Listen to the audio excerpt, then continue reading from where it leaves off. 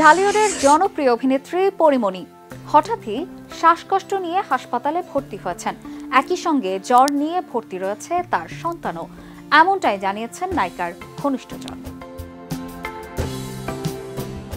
পরিমণির ঘনিষ্ঠরা জানান, তীব্র শ্বাসকষ্টের সমস্যা থাকায় নির্দিষ্ট সময় পরপর নেবুলাইজ করার পরামর্শ দিয়েছিলেন চিকিৎসক। শ্বাসকষ্টের সমস্যা থেকে আপাতত মুক্ত হলেও এখনও প্রচণ্ড জ্বর ও ব্যথা রয়েছে। চিকিৎসকের পরামর্শ, আরও কয়েকটা দিন হাসপাতালে থাকতে হবে। বাংলাদেশের প্রথম ইমিউনিটি বুস্টার সমৃদ্ধ ফ্যান্টাস্টিক হ্যাপি এনার্জি বিস্কিট।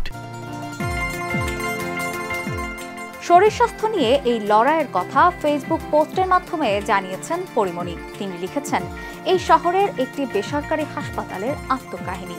কত শত মানুষ এর ভুক্তভোগী, আল্লাহ মাফ করুন।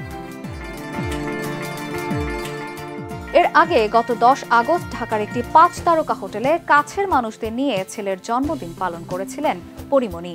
আয়োজনের কিছু স্থির চিত্র ও ভিডিও সামাজিক যোগাযোগ মাধ্যমে ছড়িয়ে পড়ে।